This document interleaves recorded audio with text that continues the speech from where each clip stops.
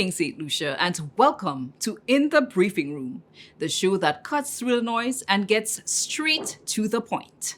I'm Melissa Paul, and in the next few minutes, we'll bring you the latest, most impactful updates from the government press briefing, direct from the ministers who are rolling out policies, programs, and projects that touch the lives across St. Lucia. Tonight, in the Briefing Room, Prime Minister Honorable Philip J. Pierre speaks on the historic visit of the Nigerian President, His Excellency Bola Ahmed Tinubu. Another cohort of new recruits to begin training at the Royal St. Lucia Police Force Academy. The government of St. Lucia settles its long outstanding debt to the University Hospital of Martinique. Fishers and boat boys who lost their vessels during Hurricane Beryl receive government grants. And the Ministry of Home Affairs commits to dismantling organized crime in the country. We'll have all these details in this edition of In the Briefing Room. Stay with us. We'll be right back. The government of St. Lucia has extended the tax amnesty program until May 1st, 2026. The tax amnesty program offers a 100% waiver on interest and penalties for taxes owed to government, including income tax, corporate tax, property tax, VAT, withholding tax, PAYE, and the Prime Minister has also extended this to interest and penalties owed up to December 31st, 2023. Now, you should take advantage of this because it's a real opportunity for taxpayers and businesses to catch up, clear their records, and move forward without the burden of back penalties. Your government is working for you.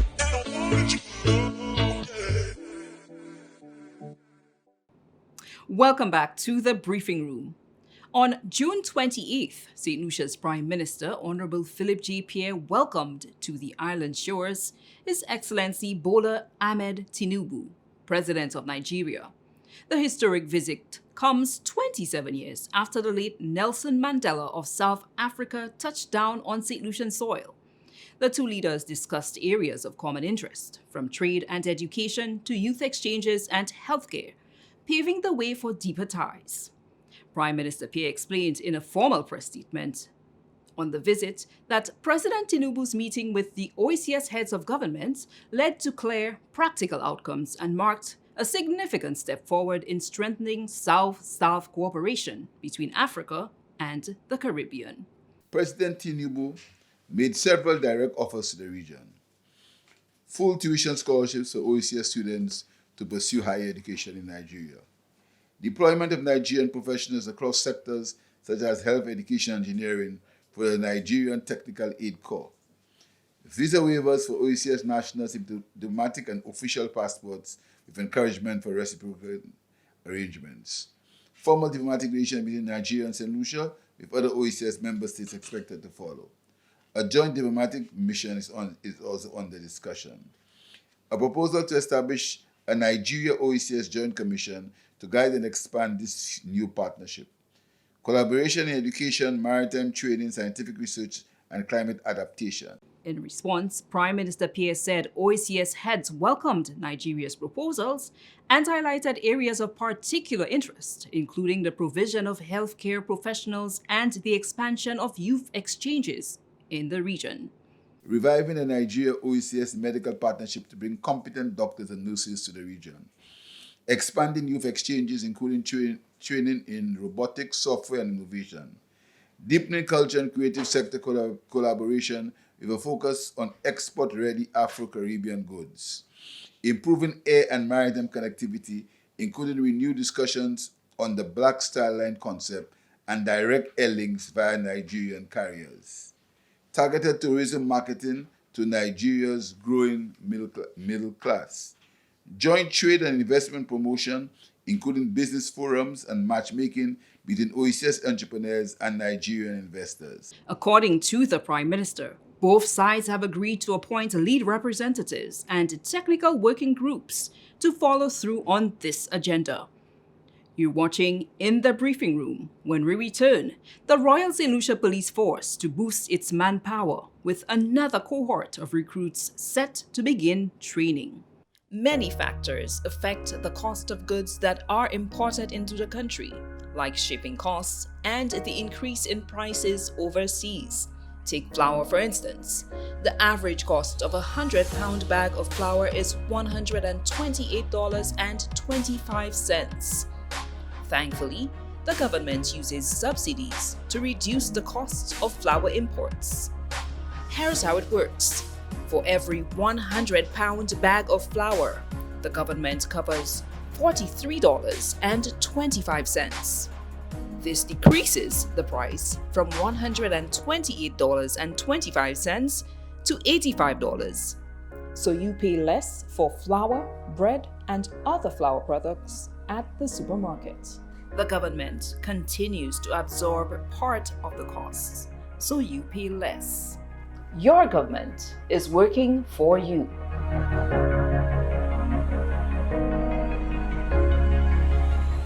Welcome back. Another cohort of recruits is set to begin training at the Royal St. Lucia Police Force Academy. Upon completion, 132 individuals comprising 80 police recruits, 20 city constabulary recruits, 17 correctional officer recruits, and 15 port police recruits will officially join the nation's protective services. Their graduation will boost the manpower and enhance the operational capacity of the Royal St. Lucia Police Force, City Constabulary, and the Bodily Correctional Facility. By the end of this year, December, we would have trained 80 and 79, 159 new recruits. 159.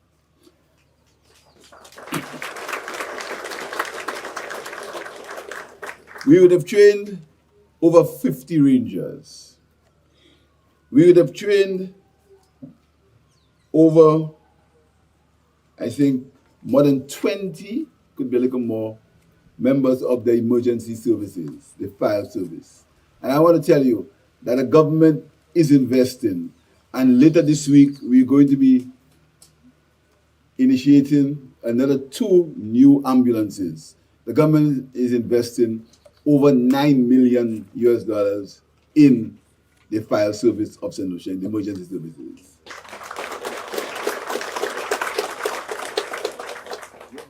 You're watching In the Briefing Room, a production of the Office of the Prime Minister. When we return, the government of St. Lucia makes good on its promise to pay down on its existing debt in the health sector, and the transition of St. Jude's Hospital begins in earnest. We'll be right back. Cooking gas is a commodity nearly every household uses. Because liquefied petroleum gas, or LPG, is not manufactured in St. Lucia, local petroleum dealers like Sol and Ruby's pay higher costs to import it into the country. Before cooking gas is sold to consumers, the government applies a subsidy to every 20-pound and 22-pound LPG cylinder to lower the prices. So, for every 20-pound and 22-pound LPG cylinder, the government pays, on average, $18 per cylinder for you. The government continues to absorb the costs, so you pay less. Your government is working for you.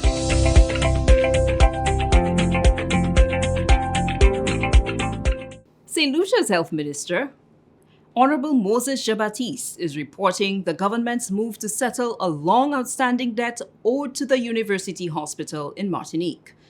Many St. Lucians utilize the services and expertise offered by the French health institution that are unavailable locally. According to the minister, the outstanding amount of $3 million has been satisfactorily settled. But his ministry will ensure that this situation does not reoccur. As you know, we've reported before that debt has been paid, and we have put in place new procedures and so on to ensure that we do not accumulate that kind of debt with the University Hospital and with other institutions. As you know, our Prime Minister has committed our government to clearing the debts, or to paying as many of our debts, especially to our local suppliers, suppliers of services, suppliers of of pharmaceuticals, and so on, to pay those debts. And those debts are being paid. We are doing very well with those. But we are very happy about the debts that we have paid to the University Hospital of Martinique.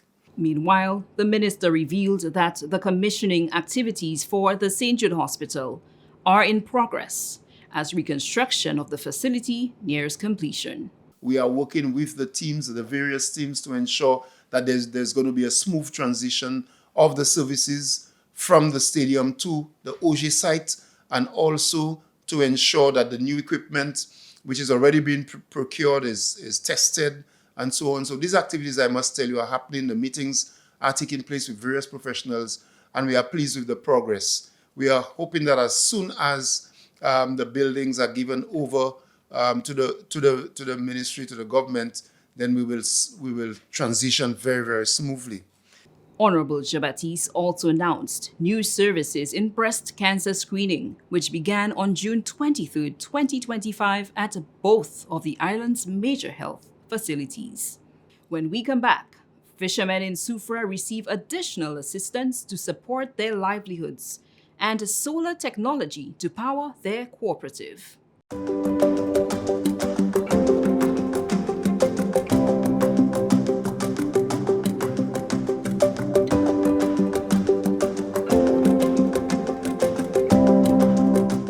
Welcome back. You're watching In the Briefing Room from the Office of the Prime Minister. Representative for Soufrière for Sejac, Honorable Emma Hippolyte, announced the completion of an alternative energy project, in this case, solar panels for the Soufrière Fishermen's Cooperative.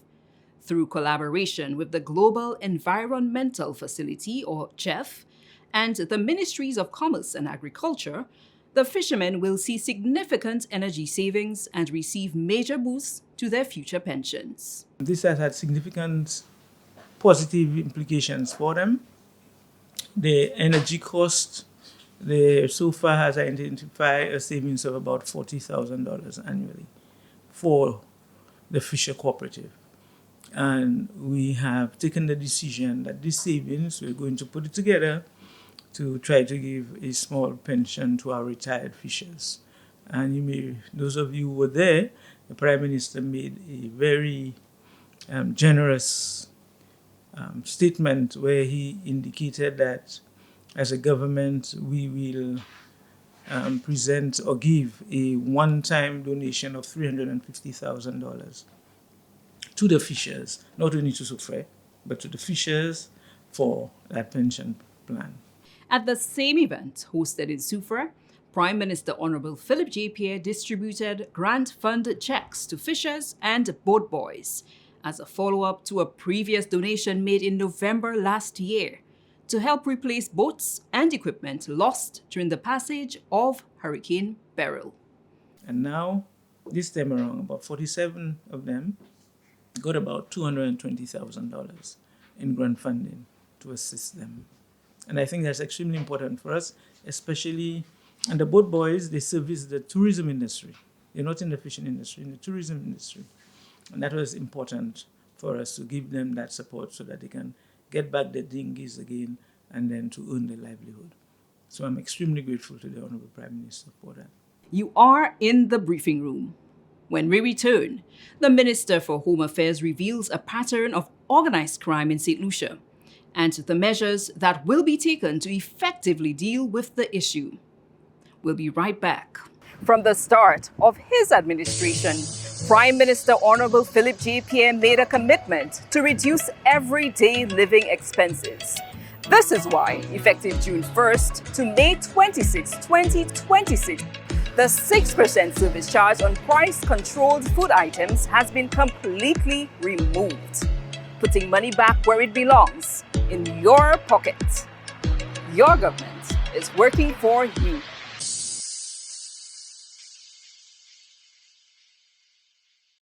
Minister for Home Affairs, Honorable Jeremiah Norbert, in addressing the issue of gun violence in St. Lucia, says the problem is far-reaching and complex and requires a more focused approach in tackling it. I can tell you that we have credible information. And we are going to be dealing with it. We are going to do everything within our power to dismantle, because there's a lot of what we've realized now is a situation where we have organized crime.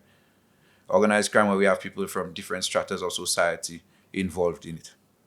And it has become a network that we must dismantle. By any means necessary, we must dismantle it. And I think Prime Minister used a very good phrase this morning. He said, sometimes when these firearms reach there, some people close their eyes. And he made a special request and a call to action to those individuals those individuals from SLASPA especially, who are joining the 15 recruits who are going to be joining the rank and files of the St. Lucia Air and Seaports Authority, to not be one to cast a blind eye when these things, because if you don't have facilitators, or if as they would say in Creole, the old adage, si la pan situes la pan vole, and if we do not have facilitators allowing these things to come into this country, I guarantee you that would have been a much better and would have a much more peaceful society. The minister says while law enforcement grapples with the problem of illegal firearms in the country, all branches of government must play their part in ensuring that the gains made by the police are not eroded. We respect the independence of the judiciary, but I think it is important that we make mention that as policymakers, when we go to the halls of parliament to take decisions, is because we realize that there are gaps.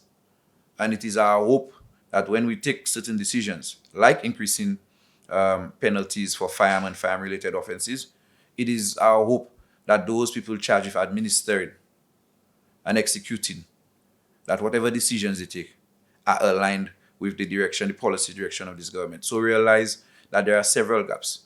And as I've said, we are committed as a government, as a people, this administration, especially with the Prime Minister that we have at the helm, we are committed and dedicated to restoring citizenry safety in this country. Minister Norbert says the government is providing as many avenues for development and entrepreneurship as possible to ensure young people do not fall through the cracks. That's where we leave it for this edition of In the Briefing Room, your direct line to decisions, developments, and progress shaping our nation. Remember, informed citizens build stronger communities. Stay connected, ask questions, and be part of the national conversation. I'm Melissa Paul. Thanks for watching. See you next time, right here in the Briefing Room.